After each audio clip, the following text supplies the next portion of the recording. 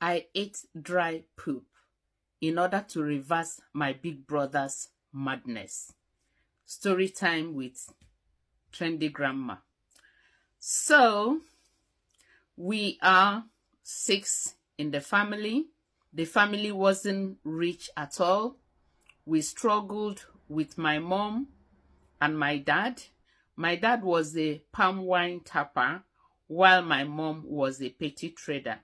So it was really, really difficult growing up. We found it difficult even to find school fees when we were in primary school and secondary school. So we helped my mom with her petty trader. My brothers do help my dad with wine tapping and selling it. But later on in life, my big brother, got a scholarship from the village. The whole village contributed money and sent my big brother abroad. So my big brother, after his education, started doing well and then built the house that we live right now, opened a good business for my mom, opened a good business for my dad, and my big brother had given scholarship to few members of the village, so they are on his scholarship. So it happened that this time around, my brother normally visits during Christmas and goes back. So this time around, my brother visited during this Christmas and he was acting abnormally. He didn't come with any luggage. He used his shoe as a pawn because he was stepping on the back of his shoe. So he was acting weird. All of us were like, why is he like that? He was talking out of order. And then my mom and my dad became worried.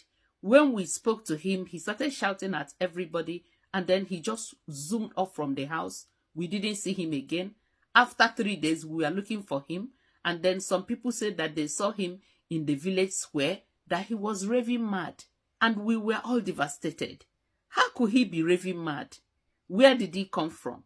How come? The whole village were so unhappy because he was a philanthropist. So they arranged to go and pick him up from where he was, picking things, eating from the trash. My brother, his wife and his 2 children, they were in the US and they didn't even know what was going on. My dad organized the village people and they now went and they rescued him and caught him. So when they brought him back home, they used the local handcuff. It's like a chain.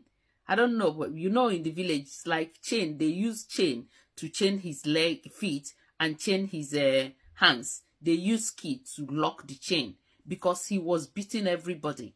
Everybody was in the state of mourning. They were like, what are they going to do?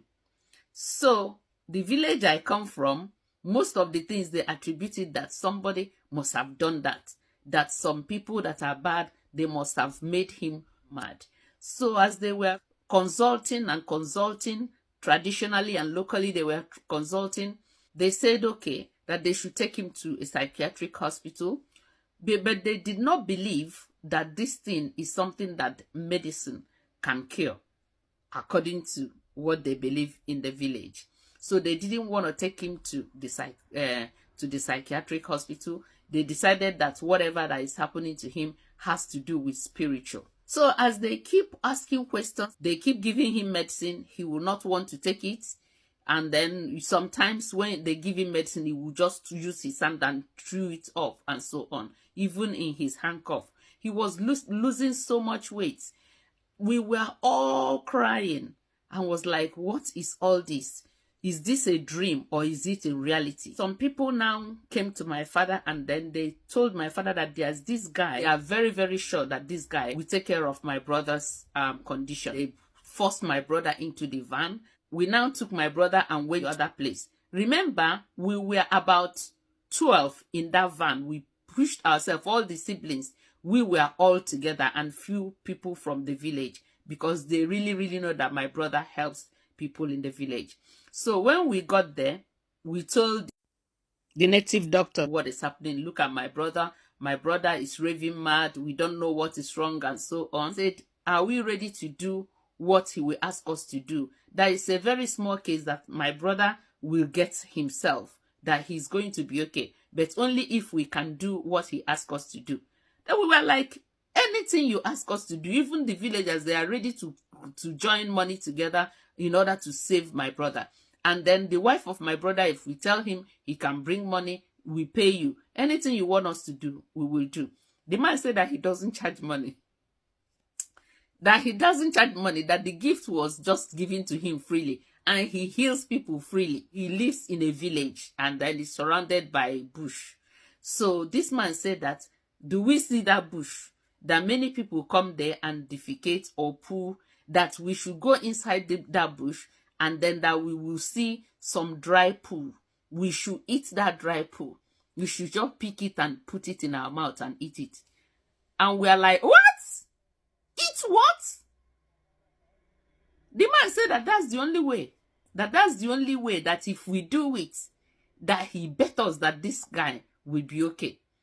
Then we say, if we do it and the guy is not okay, the guy says there is no but, that the guy will be okay, unless we don't want our brother to be okay, that we should go and do what. When he was still saying it, my mom has rushed into the bush and started looking for poo. My dad, every one of us, we just ran into poo. I ate as well. Honestly, I did.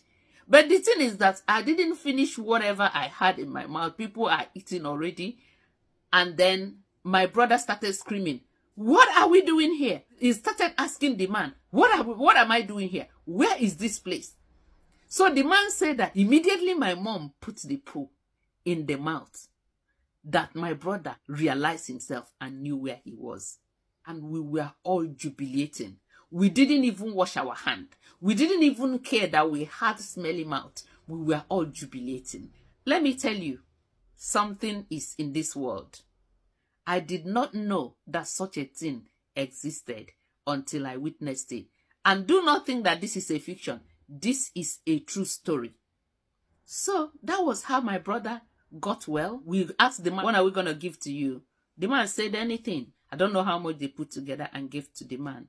And then we went home with my brother. My brother is still alive today. My brother is doing well. My brother is still in US today. And we are all okay. The only thing is that I have eaten poo. So my people, the story is not my story. As I always tell you guys, I tell people story. So if you have strange stories and story that people might like, I want you to DM me. Let me tell your story. I will see you in my next story. Thank you so very much. Bye.